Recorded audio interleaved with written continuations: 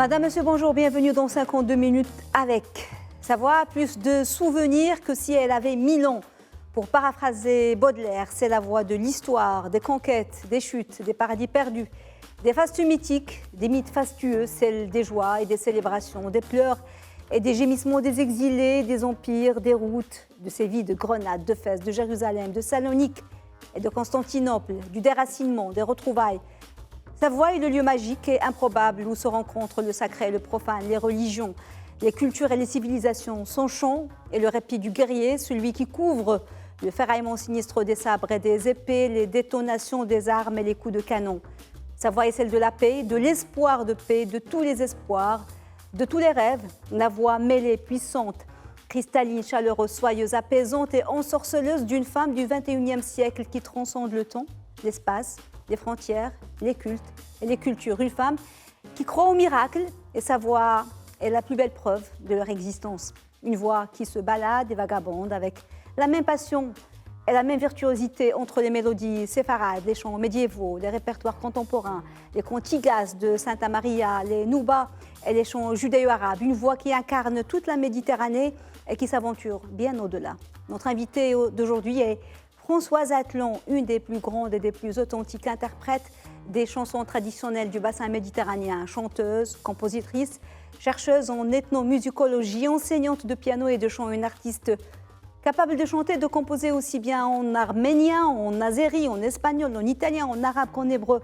Lauréate du prix Villa Médicis hors les murs pour le collectage de la tradition musicale et poétique de la ville de Fès au Maroc, ainsi que du prix Fondation Caisse d'Épargne meilleure artiste du monde en 2007. Directrice artistique du festival des Andalousies Atlantiques d'Essaouira de 2007 à 2015 et d'une édition du festival des musiques du monde de Gibraltar. Ses albums comme Aman, Séfarade, sortis en 2015, ont reçu de nombreux prix, le Diapason d'Or, le Choc du Monde de la musique, le prix de critique Télérama ou encore le Grand Prix de l'Académie Charles Cros. Françoise Atlan s'est produite sur les plus prestigieuses scènes du monde, le Carnegie Hall à New York, le Royal Albert Hall à Londres, le Librairie Congress à Washington, le Festival international de Mexico, le Théâtre de la Monnaie de Bruxelles, le Festival des musiques sacrées et celui des cultures soufis de Fès et j'en passe. Le 30 mars 2019, Françoise Atlan a fait partie du trio qui a chanté un arrangement de l'Ave Maria de Cassini à l'unisson devant le pape François et Sa Majesté le roi Mohamed VI. Un moment rare, précieux. Grande amoureuse du Maroc, un pays pour lequel elle a eu un véritable coup de foudre, une grande passion et qu'il n'hésite pas à qualifier de pays miracle. Françoise Atlan a eu en 2018 la nationalité marocaine par décret royal publié dans le bulletin officiel. Elle nous fait le grand plaisir et l'honneur d'être avec nous ce soir. Bonsoir. Françoise Atlan, merci beaucoup d'être avec nous. C'est un réel plaisir. Merci à vous. Merci à vous de votre invitation. قبل كل شيء كنشكركم بزاف حيت استدعيتوني لهذا البرنامج. Tout le plaisir est pour nous. Alors, votre univers musical, votre palette est d'une telle richesse qu'il serait très difficile de la résumer. Mais on va montrer un petit montage pour donner une idée de vos différentes palettes. Mais c'est loin de résumer tout votre talent. On regarde.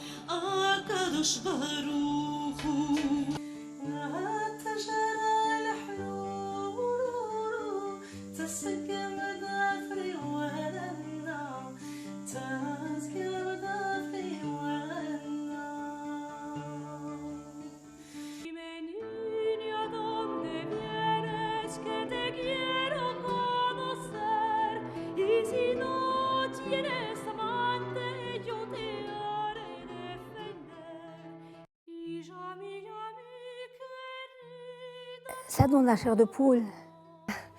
En tout cas, je trouve que le montage est très beau. Il y a des choses que j'avais complètement oubliées et ça me fait plaisir de revoir tout ça. J'avais vraiment l'embarras du choix et c'était très très difficile de choisir. Et en principe, la vidéo est beaucoup plus longue. Mais je vais commencer par une photo, par le début, vraiment vraiment les débuts. C'est cette photo qu'on va voir maintenant. C'est une photo d'une arrière-grand-mère pour parler des origines. D'une arrière-arrière-grand-mère. C'est une arrière-arrière-grand-mère. Absolument, l'arrière-grand-mère de mon père. Vous êtes juive kabyle. Juive kabyle. Absolument. Cette arrière-arrière-grand-mère, vous avez choisi cette photo en particulier, pourquoi? Alors, en fait, cette arrière-arrière-grand-mère, évidemment, je ne l'ai pas connue. Et elle porte le costume de sétif, donc sétifien, de l'est de l'Algérie. Et on voit que malgré ce côté citadin, on a vraiment des références très, très païennes quelque part, et qu'on peut retrouver donc ici au Maroc, dans notre peuple amazigh. Donc c'est cette amazirité qui me touche. C'est pas seulement une double culture, c'est une multiculture. Il y a une autre photo qui est magnifique, celle d'une tante dont vous portez le nom, parce que vous vous appelez Françoise Flore Atlan. Oui. Est-ce qu'on peut voir la photo qui est très très très très belle aussi? Et puis on verra les photos de votre maman, de votre papa. Vous n'êtes pas né en Algérie, ça c'est votre maman. Ça c'est maman, absolument. Vous n'êtes pas né en Algérie, vous êtes né à Narbonne. À Narbonne, en pleine Occitanie. Bon, mais je n'ai fait que passer, parce que ma maman est de Narbonne. Mon papa faisait ses études d'avocat à Toulouse et ils se sont rencontrés à Toulouse parce que maman était au conservatoire de Toulouse. Et moi, je suis née à Narbonne et nous sommes partis tout de suite à Montpellier. La musique, vous êtes tombée dedans toute petite parce que votre maman est artiste, musicienne, pianiste. Absolument. À quel âge vous avez commencé? Vous avez commencé très très jeune. Oui, j'ai été au piano à l'âge de 4 ans avec maman qui me supervisait. Et puis, voilà, maman au piano. Maman. Voilà. Et donc, comme elle chantait aussi, bien, on chantait dans la famille tout le répertoire judéo-arabe, judéo-espagnol. Donc, il y avait on va dire, cette culture à la fois occidentale, bien ancrée dans la France profonde, et toujours, je dirais, cet inconscient vocal, quoi, qui est toujours resté en moi. Vous étiez une enfant heureuse, votre vie à Narbonne. On va voir quelques photos magnifiques de vous, enfant, à 4 ans, à l'école. C'était une enfance j'imagine, très studieuses. Là, c'est à l'école. Oui. Ce sont des... Oui, oh bon, on ne va pas bouder notre plaisir. Ouais. Vous êtes là-bas avec les cheveux bruns. Voilà. Et puis, il y a une derrière. autre photo magnifique qu'on va voir où vous n'avez pas beaucoup changé, parce que moi, je trouve que vous avez toujours le même regard. Ça, c'est vers l'âge de 4 ans. De 4 ans. Oui, 4 ans. Donc, la musique, tout de suite, vous vous êtes mise au piano. Tout à fait. Après, c'est votre maman qui a décidé que vous alliez faire des études, puis le conservatoire, ou bien c'était vous? Est-ce que vous vous souvenez? Pas du tout. Je crois que personne n'a décidé. Ça s'est fait tout seul, de façon très naturelle. Je suis rentrée au conservatoire. Puis après, voilà, les choses se sont continuées. L'université, le collège d'abord, l'université de musicologie. Oui. Et puis voilà. Mais c'est vrai qu'il y avait une recherche intérieure très très forte.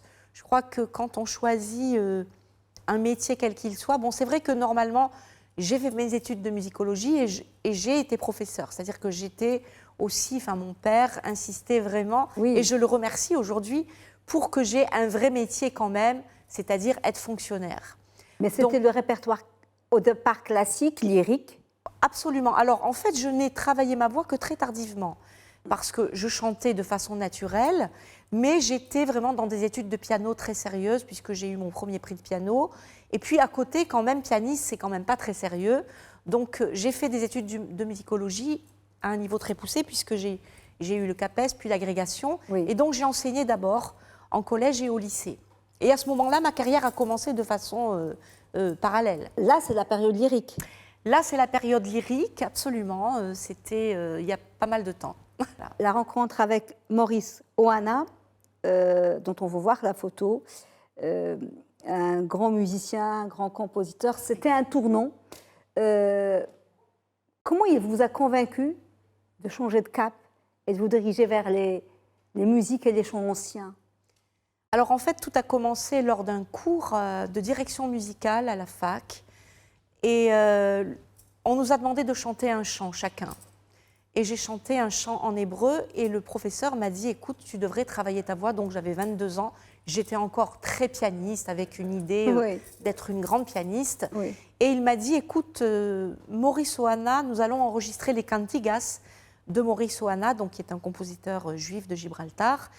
Et nous allons organiser une audition pour la 6e cantigas qui s'appelle la Cantiga del Azahar, de la fleur d'oranger. On cherche une voix d'enfant, on ne l'a pas trouvée, mais je pense que lui va te choisir et que l'audition va être annulée. Effectivement, quand Maurice Ohana m'a entendu, il a annulé tout de suite l'audition, ce qui a fait que j'ai eu beaucoup d'ennemis par la suite, car elles attendaient évidemment d'auditionner. Et c'est à ce moment-là que Maurice Ohana m'a dit « Ma fille, vraiment, tu dois chanter ce répertoire séfarade » parce que j'étais entre les deux. Et je ne savais pas quoi choisir. Il fallait que je me réinvente une 3e voix. Pas la voix traditionnelle que j'avais entendue dans mon enfance, pas la voix lyrique que j'étais en train d'apprendre, mais cette voix à côté. Et là va commencer une nouvelle vie, tout à fait, de nouvelles recherches, parce que vous allez plonger dans ce patrimoine très riche. Avant de continuer, la tradition dans cette émission, c'est de demander à l'invité de ramener un objet. On va découvrir l'objet que Françoise Atlan a décidé de ramener et de partager avec nous. Alors j'ai ramené les 2 exemplaires, les 2 tomes du Coran de Denise Masson. Pourquoi Denise Masson? Parce que tout d'abord, j'ai la chance d'être depuis 2 mois résidente au Riad Denise Masson à Marrakech. Donc je réside dans la maison de cette dame qui était une islamologue extraordinaire et dont l'histoire m'a beaucoup touchée puisque c'était une chrétienne convaincue qui a décidé de quitter la France et son milieu bourgeois et s'installer au Maroc. Et elle était très, très admirative de l'œuvre de Louis Massignon, donc un grand islamologue. Et elle a entrepris de donner sa version du Coran. Et j'étais interpellée parce qu'elle a signé non pas Denise Masson, mais des Masson. Et en y réfléchissant, et elle aussi le dit, elle a probablement pensé que son Coran serait validé davantage si elle ne signait pas en tant que femme. Et c'est un Coran qui a été validé par les plus grandes autorités religieuses qui disent de cet ouvrage qu'il est une excellente tentative d'interprétation du Coran. Oui, Voilà. c'est le fait de ramener, de choisir comme objet le Coran, c'est quand même, il y a beaucoup de symbolique, il y a beaucoup de courage à un moment où il y a tout un débat ces dernières semaines autour justement enfin, les extrémistes de tous bords, autour. Est-ce que les personnes de confession juive ont le droit de rentrer dans une église, de ne pas rentrer dans une église, de rentrer dans un mosquée, enfin la mosquée. Et puis vous choisissez de ramener un Coran et pas autre chose. Alors c'est vrai qu'il y a beaucoup de polémiques en ce moment, mais je contourne les polémiques. Et ce que je veux dire en fait, c'est que dans le Coran, eh bien, sont réunies toutes les spiritualités, toutes les révélations précédentes. Et dans la traduction de Denise Masson, d'ailleurs, j'étais très touchée parce que l'un de vos techniciens était très intéressé et il a donné une bénédiction, Allah yahramha, pour Denise Masson. Voilà. Et c'est vrai que c'est très touchant de lire sa préface, de connaître sa vie, une dame pas facile, pas du tout facile, qui a légué finalement ce riad à l'Institut français de Marrakech. Et dont Sophia Teba prend beaucoup soin. Voilà, donc je tenais à ramener cet ouvrage parce que je suis vraiment plongée dedans. Alors, on va revenir au tournant qu'a pris votre carrière, votre passion et celui des musiques anciennes du bassin méditerranéen, judéo-arabe, andalouse. J'imagine que ce n'était pas facile parce que vous aviez les basiques, mais apprendre et réapprendre beaucoup de choses. Quel a été votre premier concert et est-ce que la consécration et la reconnaissance a mis du temps à venir? Alors, je dois dire que pour moi, j'ai un souvenir qui reste toujours dans mon cœur, dans mon âme, dans ma tête. C'est la première fois donc, que j'ai chanté au Festival de Fès. C'était les premières éditions, je pense, dans les années 96. Et mon cher Sidi Fawzi Sqelli m'a dit « Tu vas chanter pour la soirée d'ouverture en compagnie de Sœur Marie Kérouz et Aïcha Redouane et je vais te faire rencontrer notre grand maître ici à Fès qui est Mohamed Briouel. » Et donc je me souviens de cette arrivée dans les jardins du Batha, un matin où les oiseaux chantaient, il faisait frais. Et donc je me suis dit « Mais qu'est-ce qu'on va faire ensemble ?» Et on s'est dit « On va s'écouter. » Donc j'ai commencé à chanter un chant séfarade. Et eux ont chanté. Et qu'est-ce qu'ils ont chanté? Ils ont chanté les mélodies que j'avais entendu chanter depuis enfant dans la synagogue, quand j'étais petite et que je pouvais encore aller en bas avec mon papa. Oui. Et ça a été vraiment un choc pour moi. Et je me suis dit, mais voilà, je suis là. Voilà, c'était clair. C'était une nouvelle naissance pour vous, une révélation? C'était une nouvelle naissance. C'était j'avais toujours été en quête de mon identité et là, eh ben, elle était sous mes yeux, dans mes oreilles, dans mon cœur. Et c'est étrange parce que ça n'a pas été l'Algérie, mais c'est le Maroc, c'est votre pays de cœur que vous avez choisi. Oui. Il y a des choses qui ne s'expliquent pas, et puis que c'est un pays que vous avez qualifié de miracle à un moment dans l'une de vos interviews. Puis il y a eu ce long travail et cette complicité avec Maître Briouel.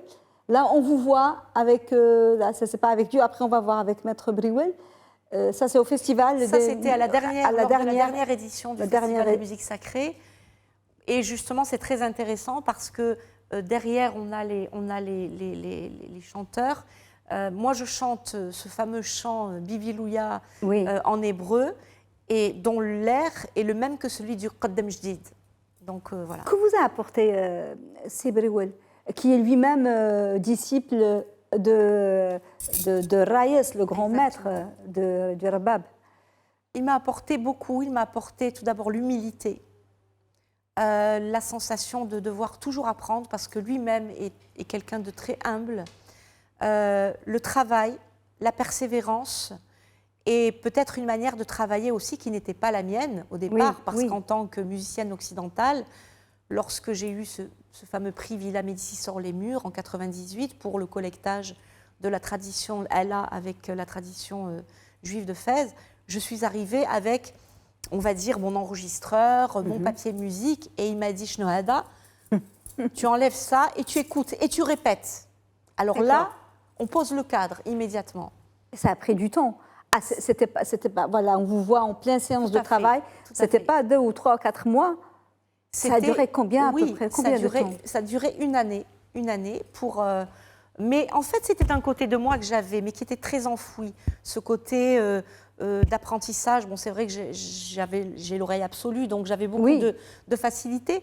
Et le fait de travailler avec lui, tout m'est revenu. C'est comme si c'était une voix qui était enfouie et qui a été mise à nu, en fait. Et bon, on est en train de faire des recherches, mais mon père me dit toujours qu'on a probablement des origines aussi marocaines. Donc, on est en train de chercher. C'est possible. Maintenant, c'est possible avec l'ADN et tout ça. On peut, oui, c'est sûr. Là aussi, c'est avec Maître Briouel et Maître Briouel et sa troupe. Et justement, à gauche, on voit Driss Brada qui maintenant prend un peu les rênes et fait beaucoup de choses. Voilà. Il y a quelque chose de particulier que je ne connaissais pas, je vous l'ai dit tout à l'heure hors antenne, c'est que je ne savais pas que le chant Allah, en fait, était le domaine des hommes à la base, que les femmes ne chantaient pas et qu'elles chantaient beaucoup plus Al-Gharnati, qui est lié à la chute de Grenade, et que c'est un chant de pleurs et de tristesse. Et vous étiez la première à chanter Allah. Est-ce qu'ils l'ont vite accepté, intégré, ou est-ce que c'est eux qui vous ont poussé à le faire? Alors, c'était très étonnant, parce que, de toute façon, la première des raisons pour laquelle la musique Allah n'est pas chantée par les femmes au départ, c'est pour une question de tessiture vocale. C'est un chant qui demande beaucoup, beaucoup d'énergie, une tessiture vocale, puisque les hommes chantent dans l'aigu, donc pour nous, les femmes, ça serait extrêmement aigu. Ça se fait dans le Nord, il y a toujours eu des orchestres de femmes à Tétouan, Chefchaouen, tout ça. Mais que des orchestres de femmes, pas mixtes. Et en fait, mon maître Mohamed Briouel, donc le premier concert, je pense qu'il y a une photo où voilà, c'est cette photo-là, c'était mon premier concert, c'était au cinéma Empire à Fès. Et là, j'étais vraiment tremblante. Donc là, j'avais 22 ans et c'était ma première apparition. Alors, est-ce que c'est pas aussi parce que c'est beaucoup lié à l'Andalousie, avec tout ce qu'elle véhicule comme nostalgie, comme fantasme aussi? En fantasme, il faut faire très attention beaucoup de fantasmes, il faut faire gaffe même pour tout ce qui est convaincia et tout ça. Mais aussi parce que peut-être Allah, c'était le chant des hommes et de la victoire, et que le Gharnati, c'est le chant des défaites. C'est le chant de la chute et de la défaite. Et vraiment, Allah est né à un moment où vraiment c'était l'Andalousie triomphante. Oui. Alors, vous vous êtes lancé dans beaucoup d'aventures, parce que vous avez travaillé avec beaucoup de groupes. Et le groupe, on a vu Constantinople, c'est une expérience qui a beaucoup... c'est eux? Non, c'est pas eux. On va voir les groupes Constantinople. Vous avez sorti un album avec eux aussi? Oui, plusieurs albums même. Plusieurs albums. Et puis, comment vous faites pour jongler entre ces différents univers? En fait, ce sont des univers. Je ne pourrais pas, par exemple, bien que j'adore cette musique-là, chanter des chants irlandais ou des chants inuits. Oui, les celtiques. Donc, pour moi, il y a quand même un fil. C'est-à-dire que si ça vient naturellement. Donc, je crois qu'il y a cette communauté d'esprit par rapport à ma façon de chanter dans la musique ancienne. On reste dans une époque médiévale et pour moi, on va dire, je trimballe mon identité avec moi. Voilà. C'est eux? C'est eux, absolument. Et vous avez fait avec eux, en fait, beaucoup de tournées? Beaucoup en Amérique du Nord, aux États-Unis, au Mexique, oui. Ils ne sont pas les seuls. Vous avez chanté aussi avec eux, parce que vous êtes vraiment très curieuse et vous vous mettez en danger, comme on a dit tout à l'heure, avec Shadi Fatih, l'Iranienne. Musicienne iranienne. C'était aussi... oui. Tout à fait. Pas expérimental, mais c'était vraiment une rencontre magique. Tout à fait, c'est-à-dire que depuis enfant, j'étais fascinée par une chanteuse iranienne qui s'appelle Parissa. Et je suis, depuis mon adolescence, très très touchée par le soufisme. Et évidemment, je chante une poésie de Hafez. Donc des poésies de Hafez, et voilà. Donc elle joue du sitar, voilà. Exactement. Et donc je pense beaucoup à elle en ce moment parce qu'elle est retournée dans son pays. Donc je pense dur en ce moment. Oui. Donc oui, une pensée pour elle. Oui. Avant de poursuivre, on va voir Il y a plein de photos qu'on va voir de votre parcours, mais il y a 3 photos en particulier que vous avez choisies. C'est la rubrique triptyque, on va découvrir les photos que Françoise Atlan a choisies. La première photo, Françoise Atlan, que vous avez choisie, est celle-là, celle de feu Mohamed V. Exactement. Rahimahullah. C'est une photo que j'ai vue la première fois lorsque j'ai fait une tournée en Israël, il y a bien longtemps, chez une famille qui m'avait invitée à Ashdod pour un Shabbat. Et j'étais vraiment étonnée. Et après, j'ai revu cette photo partout, au centre communautaire maïmonide de Fès. Et c'est une photo emblématique je considère que c'est presque comme un grand-père, en fait, quelque part. Et mon père m'a souvent raconté qu'en Algérie, les lois de Vichy étaient arrivées en Algérie. Et mon père, lorsqu'il avait 5 ans, n'a pas pu aller à l'école pendant 1 an parce qu'il était juif. Oui. Et lorsque les lois de Vichy sont arrivées ici au Maroc, Sa Majesté Mohamed El Khamis a dit « c'est moi qui porterai l'étoile jaune en premier ». Ici, il n'y a que des citoyens marocains. Et je pense qu'aujourd'hui, plus de millions de Marocains qui en Israël s'en souviennent. Oui. On ne l'a jamais oublié. Et aujourd'hui encore, Sa Majesté Mohamed VI est le commandeur des croyants, de tous les croyants. Tous les croyants. Absolument. La deuxième photo, et c'est une photo c'est cette photo qu'on retrouve chez la majorité des familles marocaines de confession juive. Tout à fait. Absolument, tout à fait. Cette photo en particulier. Cette la deuxième photo. Ah, Noces juives de Delacroix. Pourquoi ce magnifique tableau? Alors, je me souviens de ce tableau parce que mon cher, l'un de mes mentors, André Azoulay, nous avions travaillé sur une édition artistique lorsque j'étais encore directrice artistique du Festival des Andalousies Atlantiques. Très belle expérience, cette édition. Magnifique. Et c'était une édition, justement, on pense probablement que ce tableau a été peint par Delacroix lors de la visite du consul de France à Souaira, en fait. C'est la raison pour laquelle je l'ai choisi. Et dans chacun des personnages, dans chacun des gestes des protagonistes du tableau, il y a déjà une vie, il y a une micro-vie, il y a quelque chose qui se passe. C'est 7 ans de direction artistique du Festival des Andalousies de Souaira. Qu'avez-vous apporté et qu'est-ce qu'ils vous ont apporté? Parce qu'il y avait votre empreinte particulière et on l'a senti. Alors, d'abord, moi, j'ai beaucoup appris auprès d'André Azoulay, qui m'a beaucoup, qui n'a fait que me conforter dans ce que je pressentais oui. Dès ma petite enfance, qu'il fallait absolument se réapproprier, que je devais me réapproprier cette identité et que mon identité juive était une part intégrante de la marocanité, ce qui a été évidemment ce qui est stipulé sur les ordres de Sa Majesté Allah Insor dans la Constitution. Oui, André Azoulay, grand temple de culture et de rencontres et un pont. La troisième photo, pour qu'on n'oublie pas du triptyque, c'est là. C'est celle que vous m'avez envoyée, je l'ai retrouvée. Absolument. Pourquoi Émile Chil et pourquoi avec le Handira, ces femmes? Alors Émile Chil, parce que j'ai aussi un côté d'ethnomusicologue, oui. Absolument. Et donc, il y a une quinzaine d'années, je suis partie à Émile Chil et j'ai vécu, donc, on va dire, 1 mois en plein hiver, donc dans la neige, avec cette ville, ce village qui est coupé du reste du monde à cause de la neige. Et donc, j'ai vécu avec la tribu des Aït Hadidou. Et voilà, donc j'ai passé du temps avec ces femmes. Voilà. Donc ça me rappelle mon amazirité, quelque part. Oui. Ouais. Alors, vous touchez à beaucoup de registres, des chants anciens, mais on vous a beaucoup vu, souvent, chanter en trio. Souvent, il y a beaucoup de syncrétisme dans votre carrière. Est-ce que vous vous considérez comme une chanteuse engagée?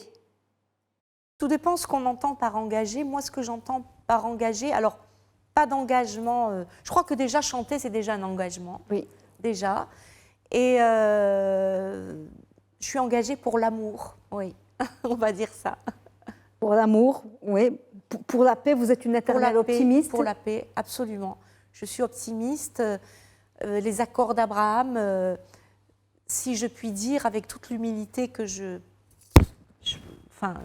ressens, et vraiment je ne suis rien du tout, on les a déjà commencés avec Mohamed Briouel il y a 30 ans. Donc oui. avec je dirais pas ce mélange, parce que pour moi le mot fusion c'est un mot un peu oui. Galvaudé, et pour moi fusion ça veut dire confusion, et ça veut dire, voilà, ce mot ne me plaît pas. Par contre, se mettre à côté de l'autre et l'écouter, ça. Et puis c'est des retrouvailles parce qu'il y a une part de nos histoires sont mélangées. Absolument. Ils se découvrent à travers vous et vous de même. Nous sommes le miroir l'un de l'autre.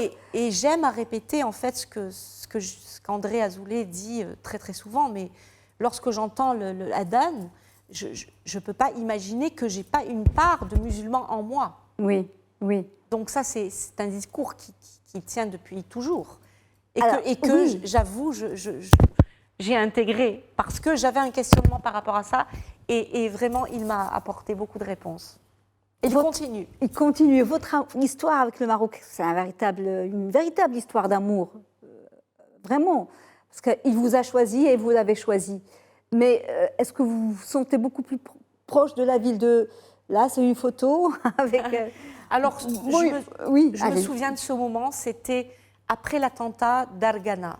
Oui. Il y avait eu à Marrakech, et il y avait eu cet événement où tout le monde devait retourner place Jemaa el-Fna pour montrer qu'on n'avait pas peur en buvant un verre de jus d'orange.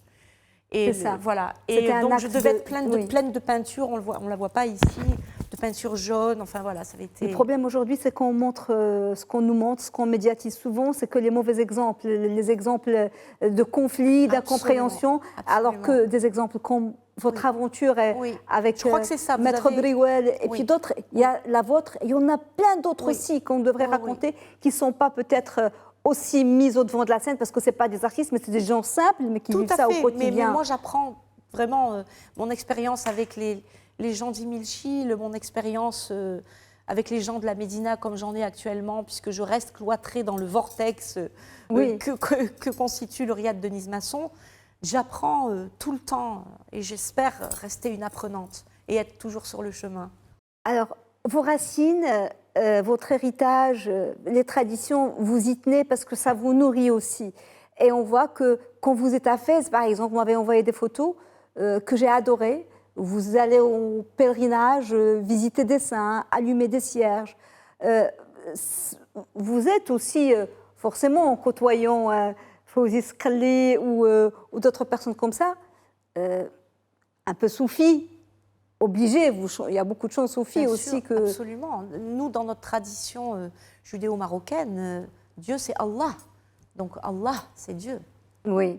Alors, des moments forts dans votre carrière, vous en avez eu des représentations magnifiques, vous avez été acclamé dans les 4 coins du monde. Mais il y a un moment particulier que vous avez vécu en 2019. Parlez-nous de ce moment et pourquoi vous le considérez comme le plus beau moment de votre carrière.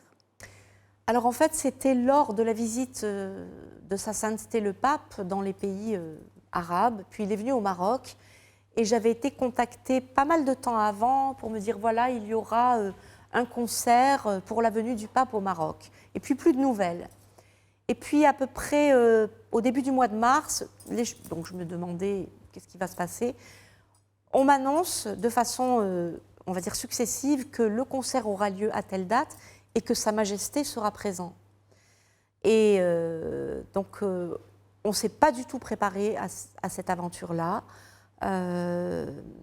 Et j'en ai un souvenir absolument incroyable. Et oui, effectivement, chanter, je ne me rappelle pas du tout de combien de temps ça durait, ni de ce que j'ai chanté, ni de comment j'étais. C'était un moment absolument incroyable et je me rappellerai toujours ce qui m'a beaucoup, beaucoup émue. Et j'ai toujours cette idée, c'est qu'on est parti très, très tôt le matin de l'hôtel. Et dans la voiture du Palais Royal qui nous emmenait dans les rues désertes de Rabat, il pleuviotait, pas comme aujourd'hui. Il pleuviotait et il n'y avait personne, donc les barrières étaient déjà toutes les barrières étaient là puisqu'il y avait un pape et un roi, Oui. c'est quand même Oui. beaucoup. Oui. Et dans cette voiture, j'étais en train de me concentrer et je voyais à droite le pavillon, le drapeau du Vatican qui flottait et le drapeau marocain de l'autre. Je me suis dit, mais dans quel pays musulman où on a ça? Dans quel pays?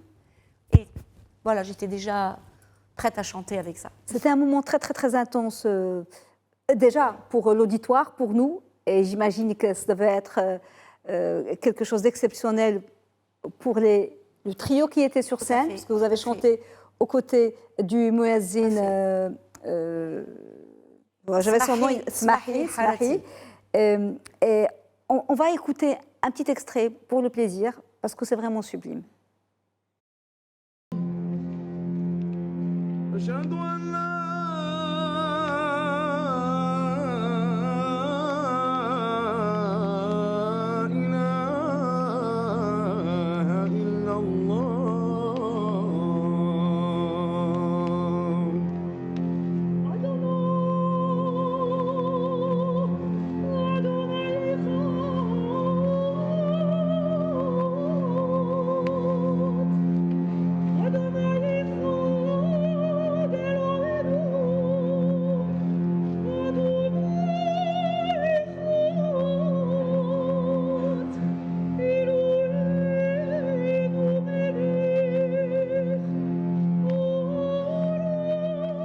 Donc c'était aux côtés de Mohamed Smahi Harrati, et de Caroline Casatsu. Avec son papa, Jean-Claude Casatsu, le grand chef d'orchestre qui nous dirigeait, et l'Orchestre symphonique du Maroc. Alors, ça, c'était un moment fort. Il y en a eu d'autres. Mais je pense que celui, c'est vraiment un tournant dans ma carrière. Et la veille, nous avions répété, donc dans cet endroit magnifique qui est l'Institut de formation des imams. Oui. Et nous avions les deux chaises vides, c'est-à-dire le trône de Sa Majesté Al-Insor Sidna et la chaise du pape. Et donc, on a été saisis, j'étais déjà saisie par les chaises vides. Oui. Alors imaginez quand on les voit en vrai. Mais je crois que le moment le plus fort, ça a été après. Et en plus, quand vous les avez salués, tous Absolument, les deux. Absolument. Puis, en 2018 déjà, il s'est passé quelque chose. C'était en 2018, pour la nationalité marocaine. Alors, 2019. 2019, c'est-à-dire que la nationalité marocaine m'a été octroyée par Sa Majesté à l'issue du concert. Et là, je vois que parmi les photos que vous avez choisies, il y a celle du passeport marocain. Oui, absolument. Il y a une autre photo, oui. Avec le drapeau marocain. Oui. Et là, c'est le voilà, là, c'est après quand même si c'est par Dahir, j'ai quand même dû faire toute la procédure. Toutes les démarches. Et là, je crois que ça devait être à la Muqata'a, ou je ne sais pas où je suis enfin soulagée d'avoir mon warqa. Le warqa, justement, j'allais dire, le warqa, qu'est-ce que ça change de se dire avoir la nationalité marocaine quand on est né française et puis avec des origines algériennes? Qu'est-ce que ça change? Est-ce que ça a changé quelque chose en vous par rapport à votre lien avec le Maroc? Je crois, c'est-à-dire que j'ai une responsabilité. J'ai une responsabilité d'impeccabilité, encore davantage, et une reconnaissance. Et c'était pour moi, c'est très difficile d'en parler, c'est quelque chose de très, très émotionnel. Et ce que j'espère, c'est être digne de mon pays. Vous avez un lien vraiment très, très, très, très fort parce que vous avez un fils, que Dieu vous le garde. Amen, amen. Et il y a quelque chose de très fort, c'est que sa bar mitzvah, vous avez choisi de la faire au Maroc, dans une synagogue marocaine. Oui. Il y a la photo à Fès, je crois. Absolument. Est-ce que c'était prémédité ou est-ce que c'était une coïncidence? Vous étiez ici, est-ce que vous avez voulu la faire au Maroc? Alors en fait, j'habitais à Marrakech à l'époque et donc, étant donné qu'on peut dire que je suis née un peu dans la communauté juive de Fès, et d'ailleurs, J'espère que ce sera le plus tard possible, mais j'ai également réservé ma place dans le très très beau cimetière juif de Fès. C'est une longue vie, Inch'Allah. Amen, amen, Inch'Allah. Et donc, pour moi, c'était totalement naturel d'offrir cette joie à ma famille de Fès. Et donc, c'est dans la petite synagogue qui est tellement belle, la synagogue Sadoun, avec notre rabbin Abraham Sebag. Alors, je voulais vous demander, par rapport à votre maman, à votre papa, on va voir leurs photos. On a vu leurs photos, la maman de votre photo, la photo de votre maman jeune. Elle est toujours magnifique. Elle fait toujours du piano. Ça, c'est votre papa. Oui. Vous avez un lien particulier avec votre père et votre maman. Que pense-t-il de la carrière et de la tournure qu'a pris votre carrière aujourd'hui? Elle est musicienne. Lui, il vient d'un autre monde. Mais vous avez des liens très, très, très, très forts. Tout à fait. Ça n'a pas toujours été facile, mais je crois qu'aujourd'hui, ils sont fiers de moi, ils sont rassurés. Je dois avouer que lorsque j'ai entrepris de prendre mon petit Elias, qui avait 2 ans, et de quitter la France juste après les attentats de 2003 à Casablanca, et de dire je pars au Maroc, à Marrakech, il y a eu des inquiétudes de la part de mes parents. Et surtout de la part d'un juif d'Algérie. Voilà, dire, ça n'est pas être, c'est juste constater un fait. Moi, j'ai toujours entendu cette phrase de ma grand-mère, on est parti, une main devant, une main derrière. La seule chose qui nous reste, ce sont nos bijoux. Oui, les bijoux. Oui, voilà. Oui. Et donc voilà, donc c'était quelque chose de très très fort. Mais j'ai un lien très affectueux. Mes parents étaient là pour la bar mitzvah d'Elias, évidemment. Ils ne sont plus inquiets, ils sont venus me voir plusieurs fois au Maroc. Voilà, et donc ils étaient évidemment devant leur télé en larmes lors de la diffusion de ce moment extraordinaire. Fiers, j'imagine. Absolument. Alors, une chose très très importante en ce qui concerne ces chants anciens, judéo-arabes, andalous, certains prennent ça pour de la nostalgie. C'est pas de la nostalgie. C'est un devoir de mémoire, c'est de se souvenir d'où on vient. Alors c'est quelque chose qui est très frais pour moi, parce que si on ne sait pas d'où on vient, on ne sait pas d'où on va. Donc pour moi, ce que je vois, c'est l'avenir. C'est-à-dire, c'est d'abord le présent. Et je n'ai pas de nostalgie du tout. Il n'y a pas de nostalgie. Peut-être au départ, quand je n'avais pas ces réponses que m'ont donné le Maroc, j'étais peut-être dans cette nostalgie. Mais une nostalgie de quoi, puisque je n'avais rien vécu? Donc une nostalgie familiale. Et le Maroc, aujourd'hui, c'est la marche, en fait. C'est la marche verte. Oui. Donc, c'est la marche qui continue. Alors, je voudrais savoir sur quoi vous travaillez actuellement, parce qu'à chaque fois, c'est une nouvelle aventure. Je sais que vous êtes toujours en résidence à Marrakech. Absolument. Quels sont vos projets, en fait? Alors, en fait, j'ai répondu à un appel à projet qui a été lancé par l'Institut français de Marrakech, l'Université Qadi Ayad et le Centre Jacques Berck.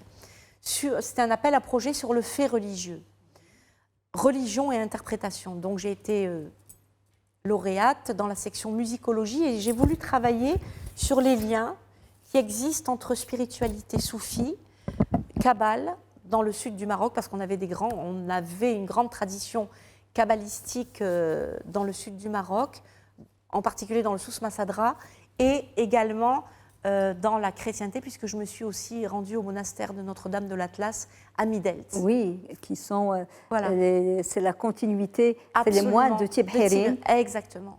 Qui maintenant sont à Midelt. C'est la dernière communauté d'hommes moines au Maghreb, et puis qui vivent en toute harmonie. En toute harmonie et sans syncrétisme, mais sans syncrétisme, exactement. Voilà. Exactement. Alors, il nous reste une rubrique, et après... Vous allez nous faire un très beau cadeau parce que vous avez accepté de chanter pour nous.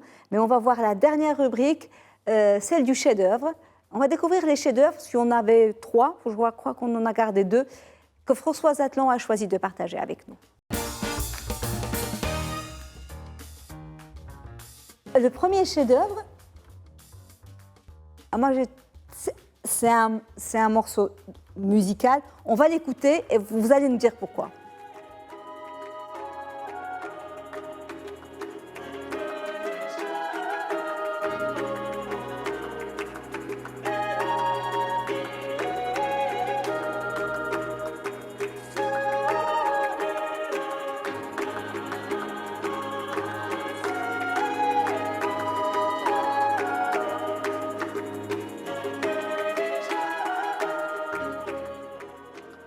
C'est très spécial comme morceau. Moi, je ne connaissais pas du tout. Absolument. En fait, c'est un morceau emblématique, une pièce emblématique de Steve Reich, qui est un compositeur juif, américain, de musique répétitive.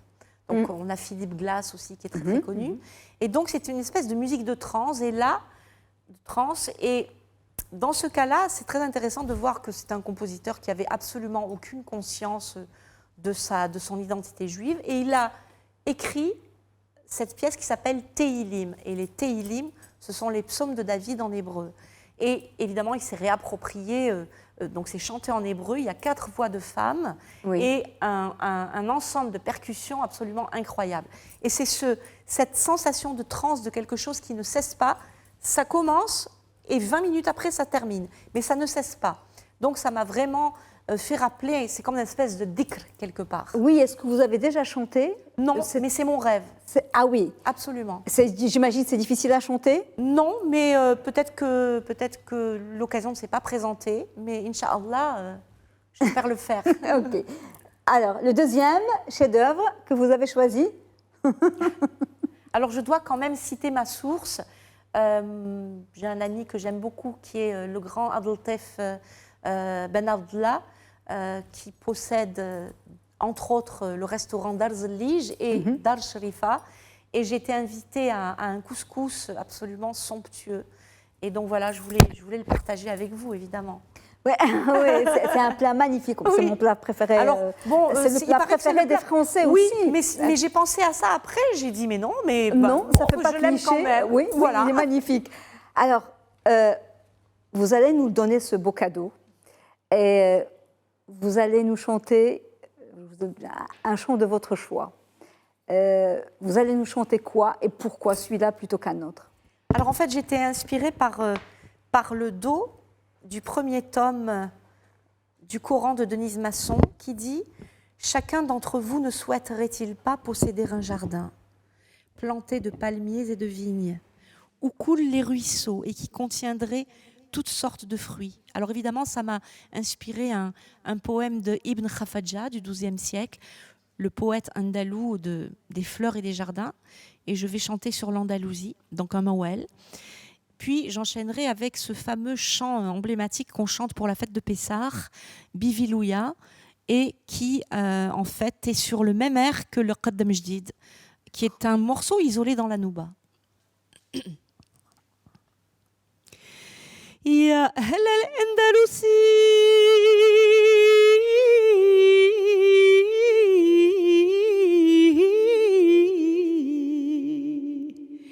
lillahi darukum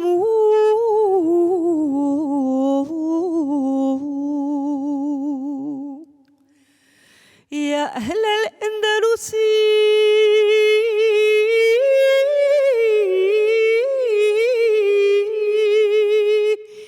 lillahi darukum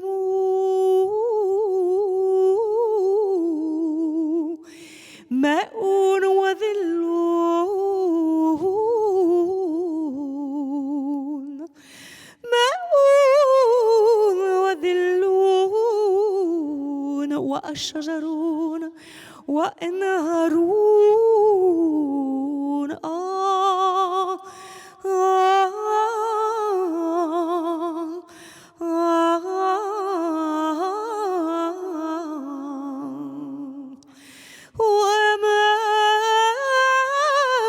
جنة الخلد إلى في دياركم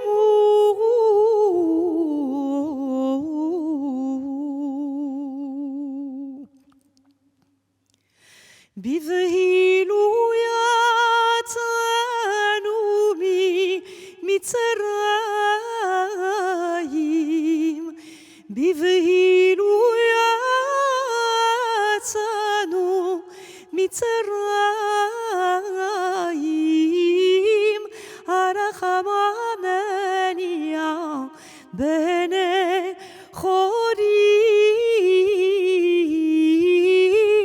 على خمامانيا بني خوريم يا وحيد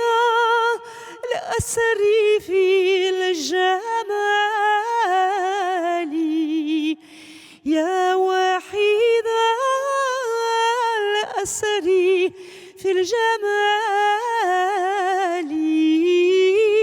وتلعت البدر في الكمال وتلعت البدر في الكمال.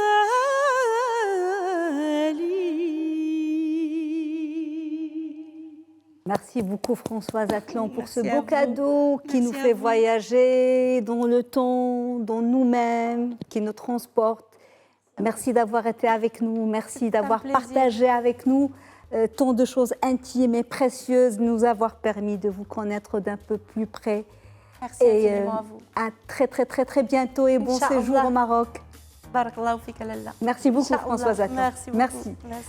Madame, Monsieur, merci beaucoup de nous avoir suivis. Bonne suite des programmes sur Médien TV et à la semaine prochaine.